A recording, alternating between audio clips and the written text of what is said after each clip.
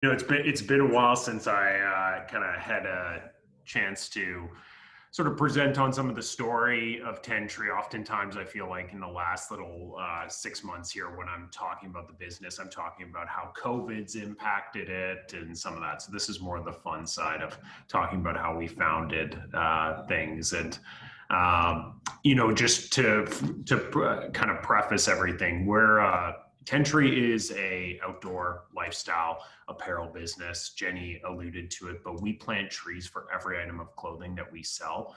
To date, we've planted actually just shy of 50 million trees. So as of the beginning of November, kind of about a month from now, we'll be announcing our 50 millionth tree planted.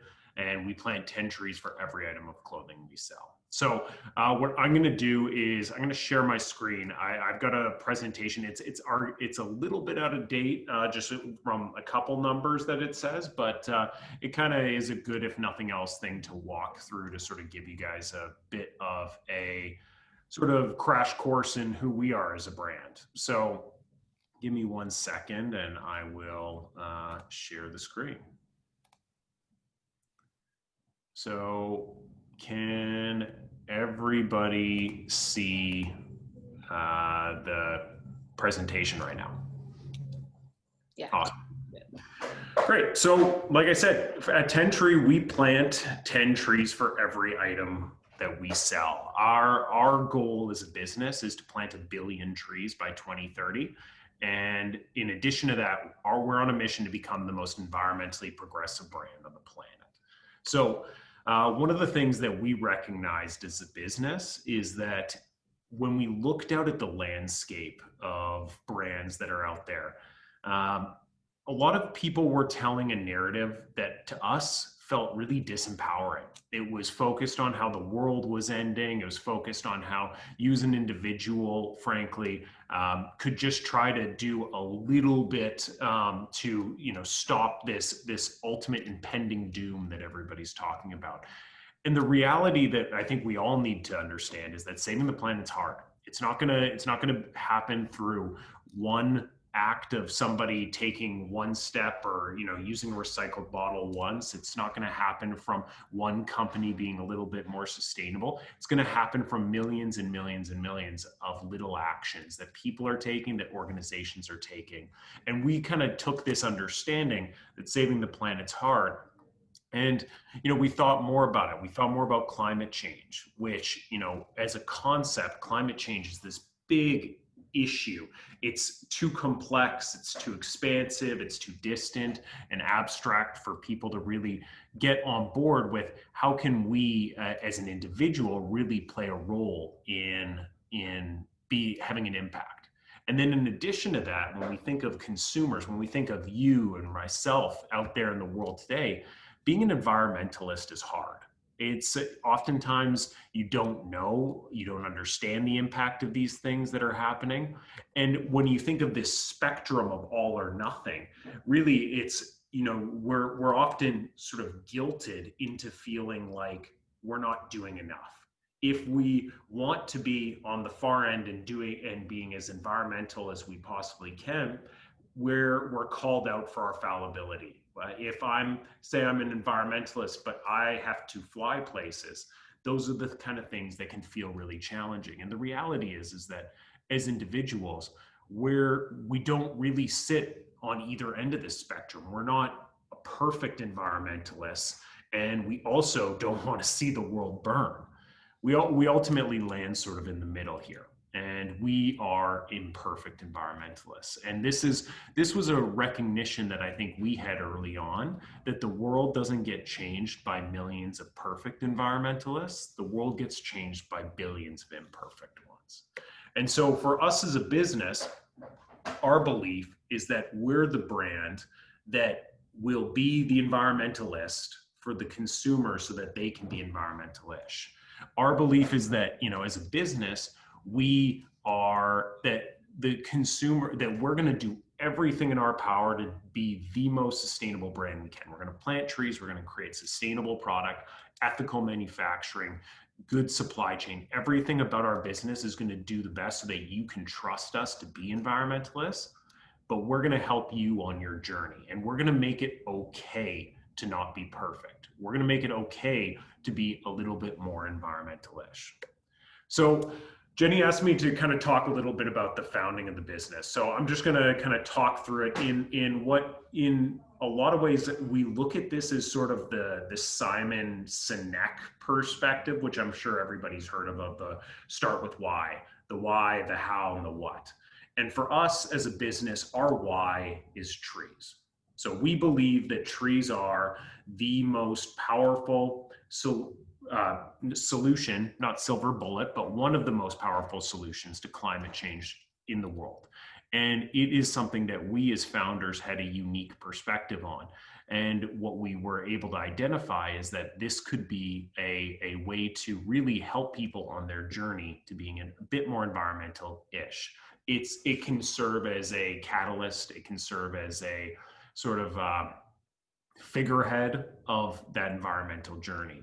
And then in addition to that, what we felt like was we could create a community around this idea of planting trees, around this idea of purchasing sustainably and living a little bit more sustainably.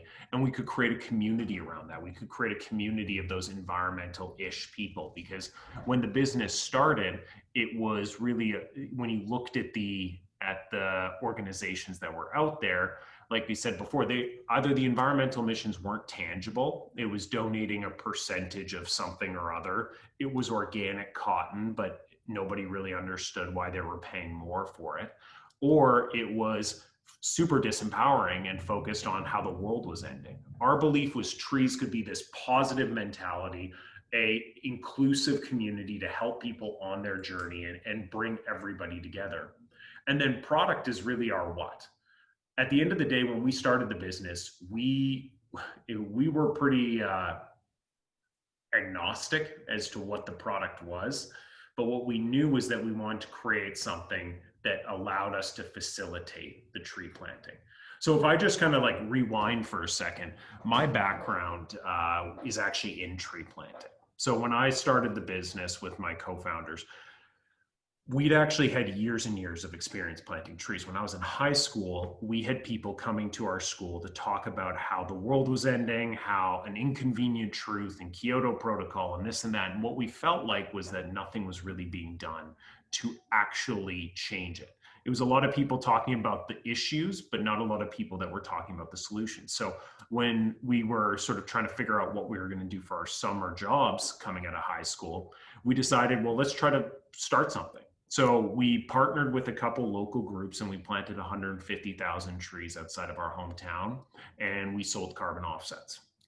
Now, the concept of carbon offsets didn't really develop into what we all expected. There was the idea of cap and trade systems and Kyoto Protocol, but ultimately we built this company based on a government program that never developed. At the same time, we got connected with all these incredible not-for-profits that were using tree planting in international communities to create jobs, food security, poverty alleviation, and education, but they couldn't grow and they couldn't scale their messaging.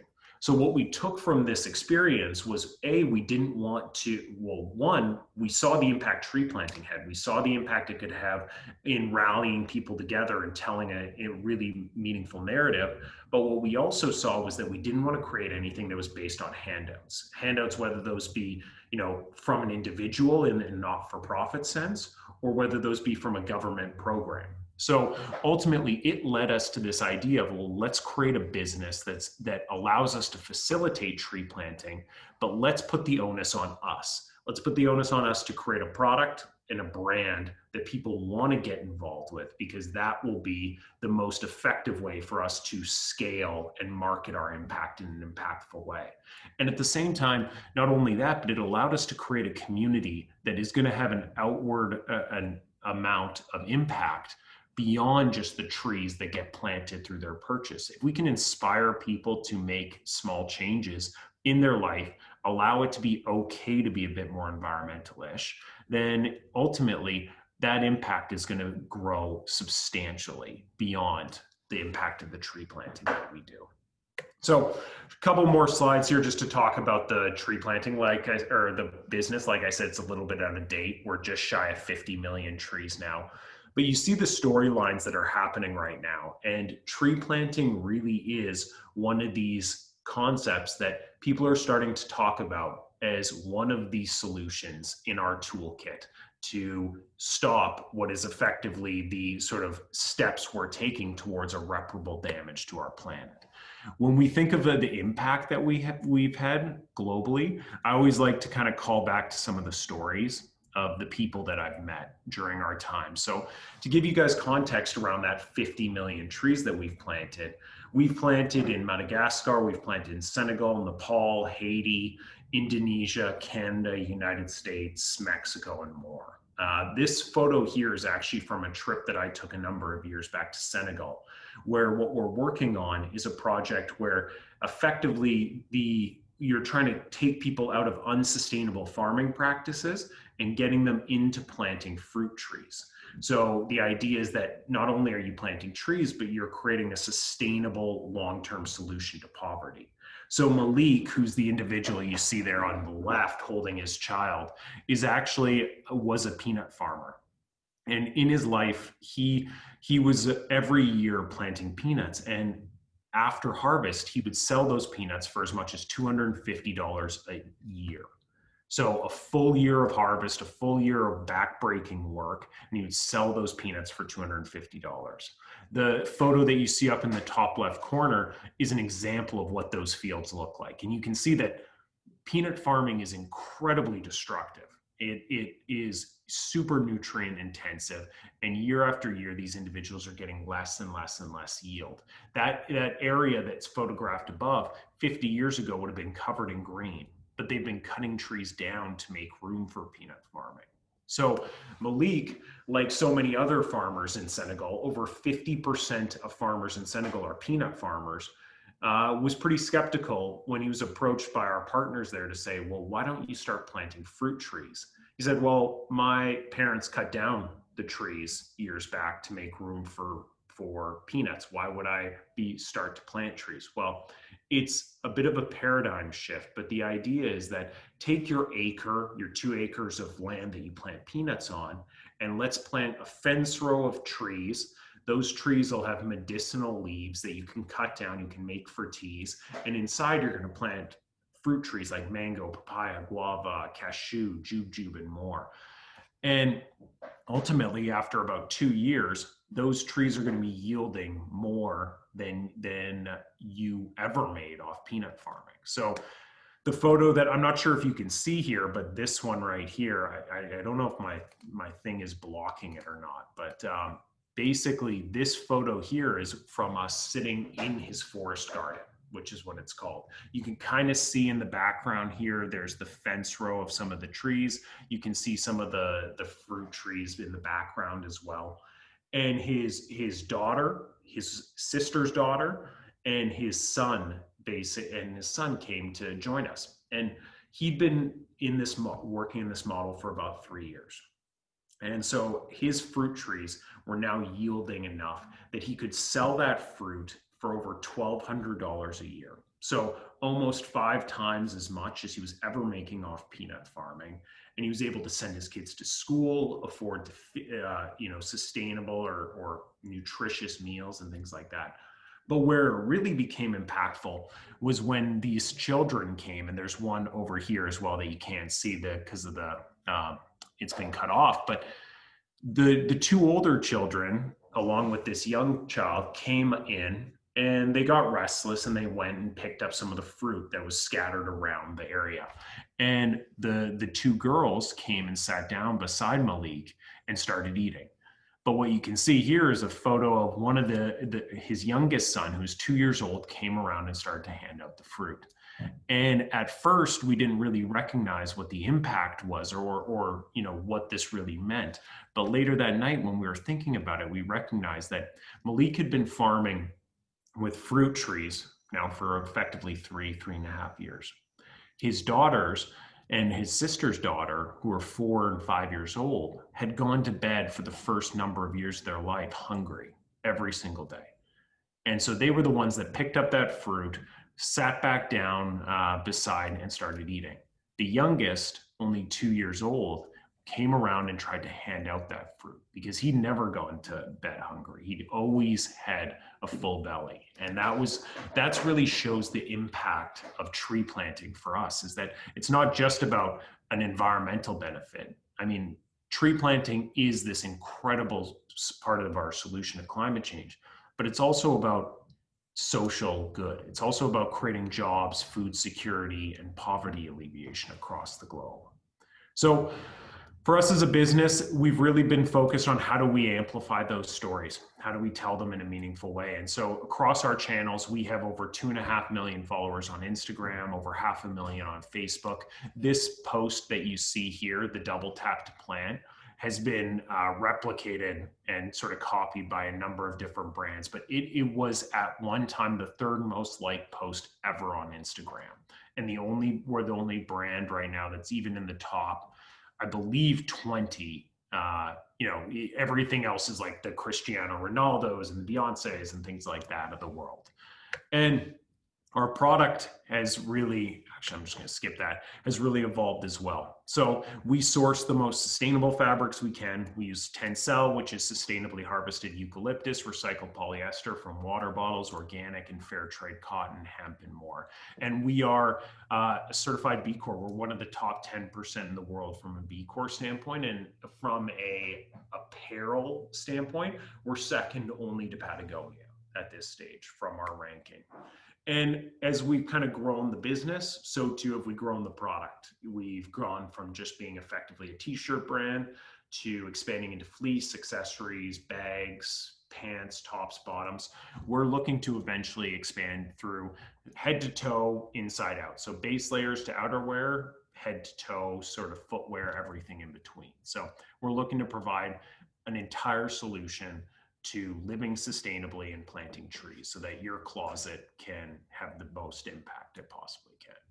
So, Jenny, I think that's kind of it for me from a business standpoint. Hopefully that kind of covered what it did. we're hoping to. Yes, thank you for sharing that. It's awesome to see how so much has happened with tentree. So, you guys have this concept for tentree. You want to inspire people, you want to use the brand to make a positive environmental impact. I mean, it's such a large undertaking. Marketing was really a thing and all that. And so we launched the website, and I think we did $1,000 in sales our first day. And we're like, this is easy. So this is going to be, but the second day we did nothing. We didn't sell a single product on our website. And I think it was because our moms had finished their purchasing for the month. So we really, the thing for us that we realized was that we needed a sustainable way to kind of continue to bring in inbound traffic. And honestly, when we started the business, we didn't know a thing about apparel.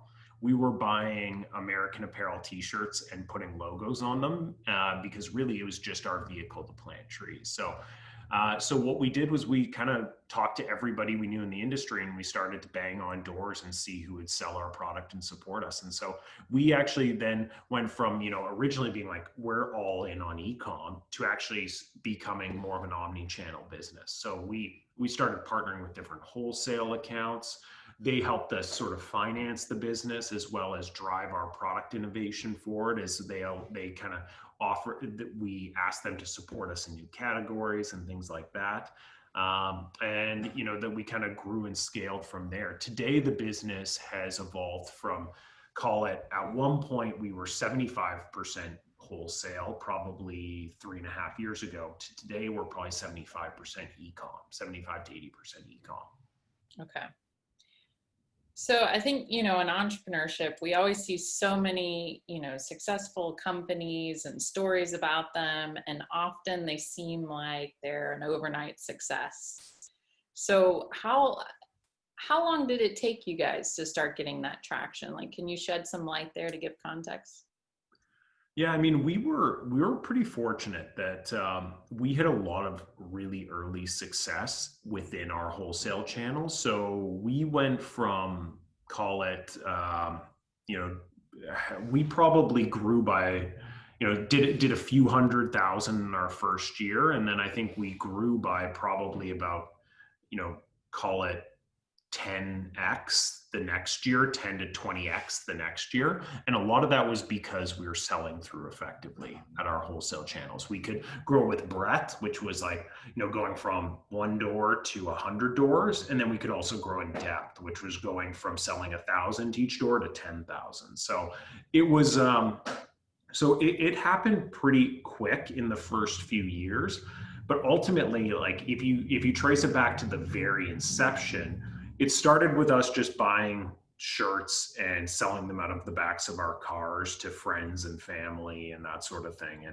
And I think for us, it was really grassroots. It started with us trying to just get traction, get awareness, get the story out there. And what we actually managed to do early on was we convinced we have the show called Dragon's Den up here in Canada, which is Shark Tank, right? Shark Tank. Yeah, it was the precursor to Shark Tank. Like Kevin O'Leary was on it, and we managed to convince them to let us on there when we'd only really been in business for 3 months, and so that also allowed us to sort of get our word out there to probably more Canadians than we had any business getting out there to at that point in our growth. Okay, so would you say that that's one of those key moments where you felt like you were really onto something, or was there another defining moment that you would label?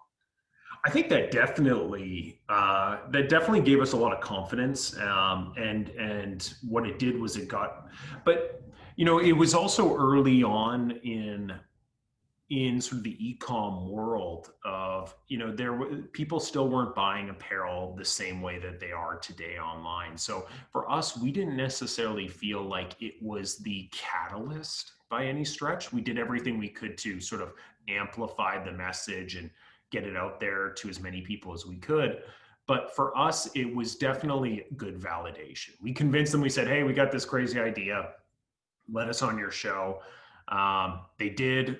It turned out to be pretty good TV, I guess, for them, because they ran it a couple times, and we got offers for a deal on the show.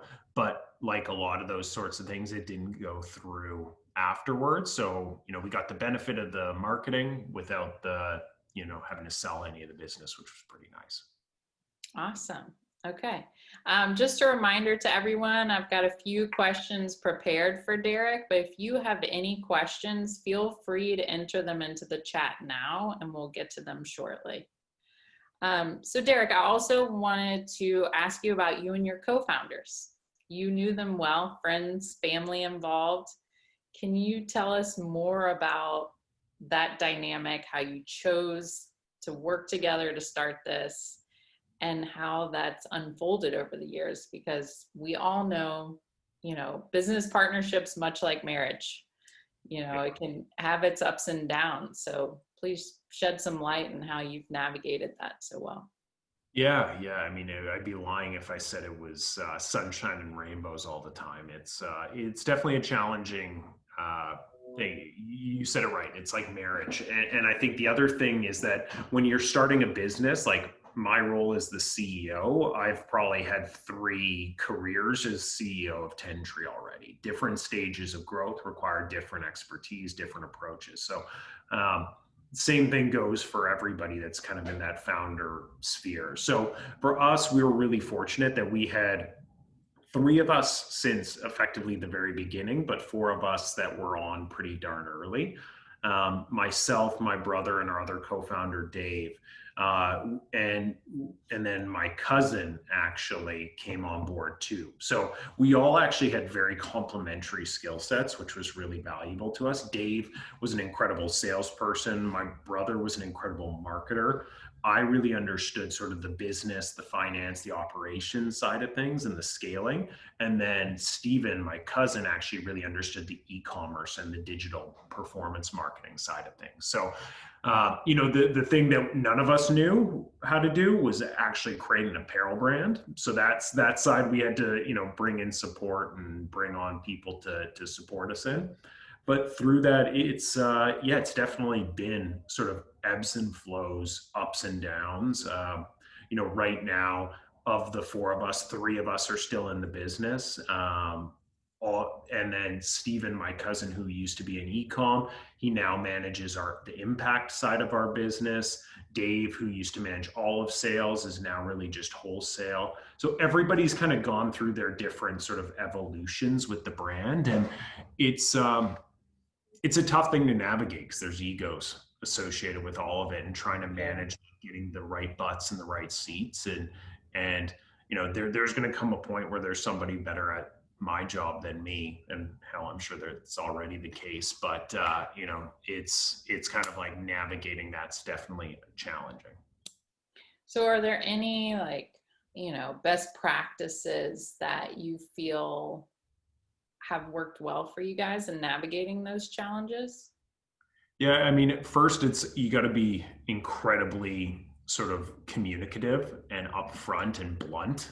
Like, you have to assign roles and expectations early, and you want to set those expectations and make sure they're very clear from the get-go. Like the whole, okay, like, we're both, we're both exact like equals, and this is a big democracy, and like everybody's like making decisions collaboratively starts to break down long term. So you really need to understand who's a decision maker, who makes decisions on what things. You need to have clear understanding of what everyone's expectations are, what people want, work-life balance, personal, professional, everything. Because we've had problems where if I might be okay working 100 hours a week, but my co-founders might not. And if that's the case, then that's going to create animosity long term. So having just clear and honest communication early is the most important, and then setting out boundaries.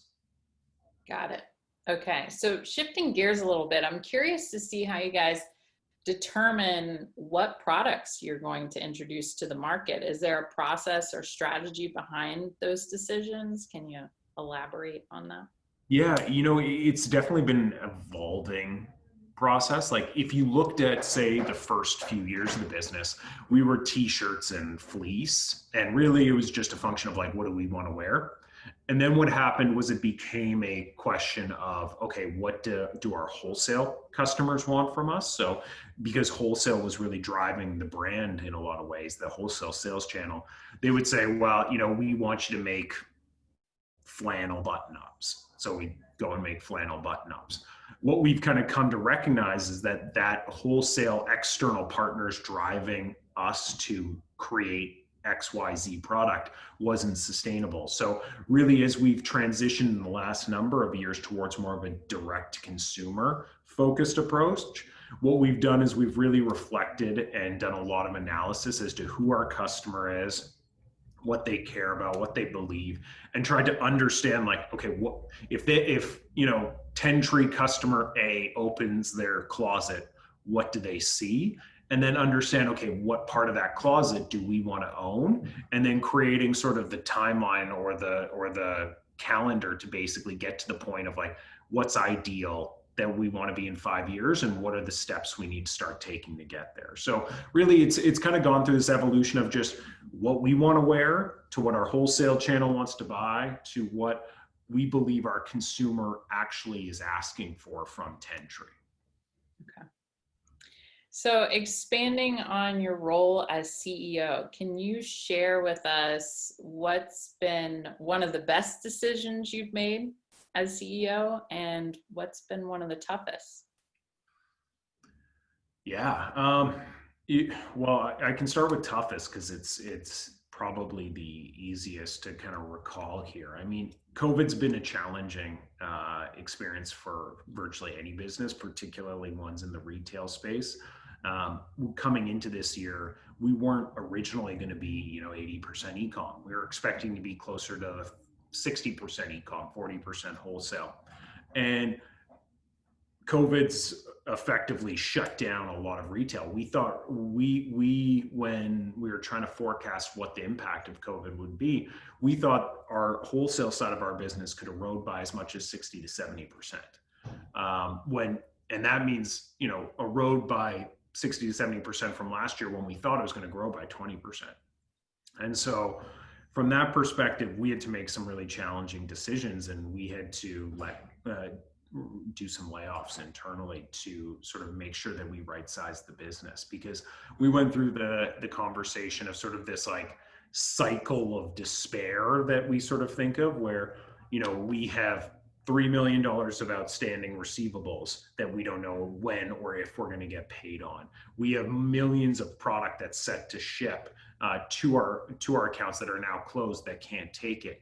We have millions more that's about to arrive in a boat that's scheduled to ship in 2 to 3 months that we don't know if they're going to be able to take it. So we have this huge cash crunch that's going to happen. And then at the same time, you keep going with that. From an e-com perspective, we were expecting, you know, everyone's buying groceries. They're not looking to buy apparel. Consumer confidence is starting to dip. We're going to have inventory management issues, cash crunch, et cetera. And so you kind of go through that cycle. So we really, like so many businesses, had to make really challenging decisions through that time.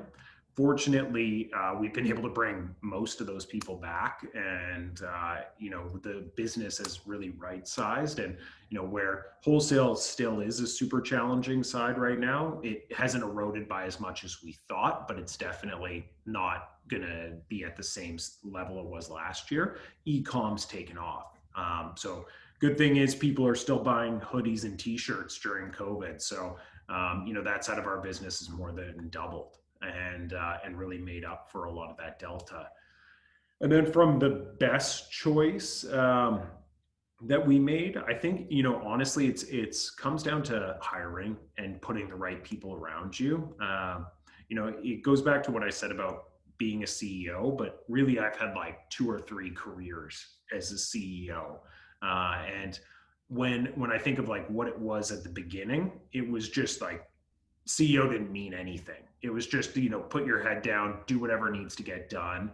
Then for the second period of that, it was really in this like, you know, kind of create like the growth mode. It was okay, still just like, you know, almost being a bit of a disruptor in the business, making sure that we're constantly pushing for more, but helping to put some of the pieces in place. Where we're at right now is this sort of scale kind of perspective, where it's about putting processes and scalable things in place to actually take the business to the next stage. And for me, throughout that, the best thing that I've done has been to basically hire good people, get out of their way, and put the pieces around them to make sure that they can do their job that I've asked out of them. And it really comes down to like asking for more out of the people and letting them surprise you. Awesome. Well, and I'm happy to hear things are turning around in this COVID environment for you guys. Yeah, we've definitely been fortunate. Good.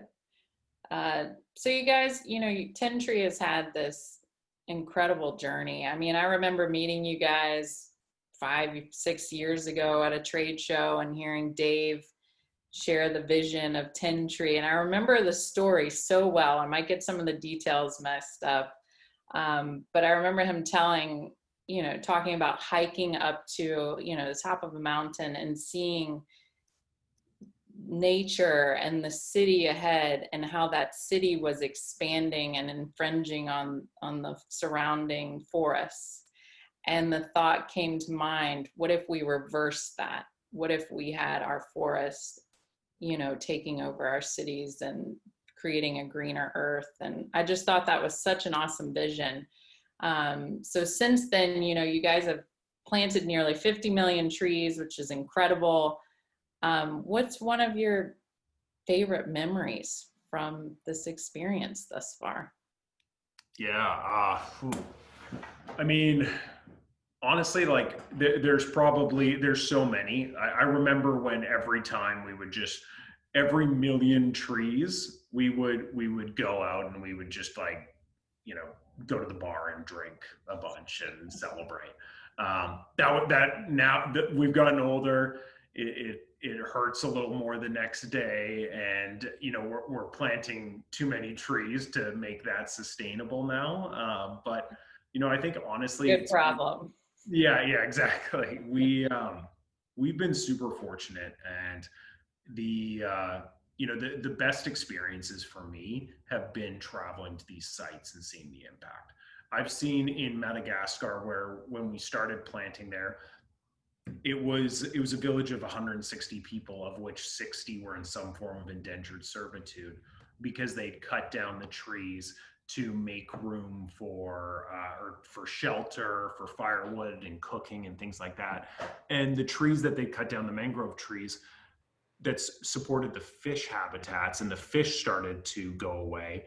And so their fishing deteriorated into them falling into basically some form of indentured servitude. That village now, 6, 7 years later, is over 1,000 people. We've planted over 16 million trees in that estuary alone. And the incredible thing is that we're actually starting to offboard that project because the individuals that we've been employing to plant there are actually going back to fishing because the mangrove estuary that we've reforested has resulted in the fish coming back. So, I mean, honestly, it's all those experiences. It's like, riding around in a helicopter on our way to the different planting projects in Madagascar, or, riding around on a donkey cart on our way to meet Malik in Senegal and things like that. It's those kind of experiences. It's beautiful. Thanks for sharing. Okay, so I will transition to the attendee questions. So the first up is from Jim, thanking you for just a wonderful presentation. He wants to know, how difficult was it to deliver on your tentree promise as your business scaled and grew? It's gone through ebbs and flows. When we were planting 10,000 trees, it was easy. Now that, as it's turned to 10 million trees, there's been a lot of investment that has to get made outside of just planting trees into things like infrastructure. Like, we sent freshwater well drilling systems, we built a maternity center, we bought boats and cars and things like that to support some of this planting projects. One of the biggest things that we recognize, because we work through lots of different agencies, we do our own projects, we do all these different things, but one of the things we found was that globally there's a lot of awareness happening for tree planting right now. It's kind of having a moment. And with that, what's happening is that there's a lot of people that are just putting money towards tree planting, and nobody that we've seen globally has a solution to say that, Jim gives me $10 to plant trees, Jenny gives me $10, and Derrick gives me $10 to plant trees. And those trees aren't like, how can I confidently say that those aren't all going to the same trees? Like, we can only sell a t-shirt once, but ultimately, if I'm paying $1 to plant a tree somewhere in Madagascar or Senegal, realistically, there's very little way to audit and show transparency to that supply chain. So that's been probably the biggest challenge that we've been working to solve. And in the last about 2 years here, we've invested almost $1 million in developing what's effectively the world's first on-the-ground verification software for global reforestation efforts. It's built on the blockchain, and it effectively digitizes trees and kind of creates what we're calling like a tree RP. And almost serves as this inventory management system that we're rolling out with any partners we work with at our own sites, that sort of thing. All right. So we've got another question from Jessica. She said, I've noticed that a lot of consumers are becoming more aware of the problem of fast fashion. How can clothing companies help lower income or thriftier consumers move to making better fashion decisions for the environment? Do you think tentree competes with the secondhand clothing industry when it comes to sustainability? I wouldn't say that we compete. I would say that we're complementary. I don't think, like, for us, we don't need the pie to grow in apparel to have a really meaningful impact. I mean, if we were H&M, we'd be planting over 6 billion trees a year. And H&M makes up a fraction of the global apparel market. Our desire would be to see the apparel market and sort of the consumerism around it ultimately start to shrink long term, and the secondhand market's a big part of that. Our hope is that of that new market, of that new product that gets created, we are getting a larger and larger chunk of it. And, to answer the question of like, how can clothing companies sort of help some of these thriftier customers? I think the thing to acknowledge there is that, making products sustainably and ethically isn't the cheapest way to do it. So, how do you convert people away from fast fashion? And I think one of the most powerful quotes that I ever heard was that, the cost of every t-shirt's the same. It's just a question of who's paying it, whether it's the person that's making it, whether it's the planet, whether it's the person that's buying that shirt at the end of the day. So realistically, I think what it's going to be is that, one, there's consumers are starting to vote with their wallet. So as that happens, that leads to more access to sustainable materials as well as ethical manufacturing. It pushes the entire industry to do that. And then what happens with that is that then leads to the entire cost base for creating products sustainably to start to reduce, because everybody has to do it. And then ultimately we're going to end up with it becoming a little bit more affordable as well to purchase and live sustainably. But I think the secondhand market's a huge part of that solution too. Okay. McKenna wants to know what other materials that you may incorporate into your apparel aside from the ones that you mentioned in your presentation. So those are sort of our core materials, fibers, and then we blend them in different ways. I would actually say that like Tencel is one of our favorite fibers. It's incredibly sustainable. It's made in a closed loop process. One of the things that we're not doing a good job of right now is we're blending synthetic fabrics and natural fabrics. And right now there's a lot of work happening to figure out how to recycle those, but it actually makes the end of life story for some of our products not as sustainable as we want it to be. So one of the things that we're working on right now isn't so much are we going to change our fibers at the beginning? It's more a question of how are we going to deal with those fibers at the end of life. So we're looking at creating take back programs. We're working with a number of different organizations that are working to figure out how to recycle blends of synthetic and naturals.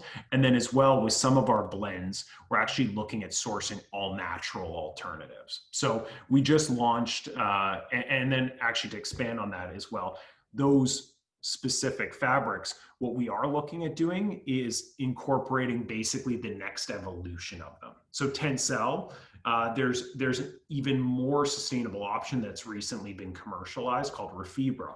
That's one that we're looking at. With organic cotton, we're actually looking at expanding not just from organic cotton to recycled cotton, to regenerative agriculture organic cotton. And more recently, what we just launched was a group of products that are called C2C.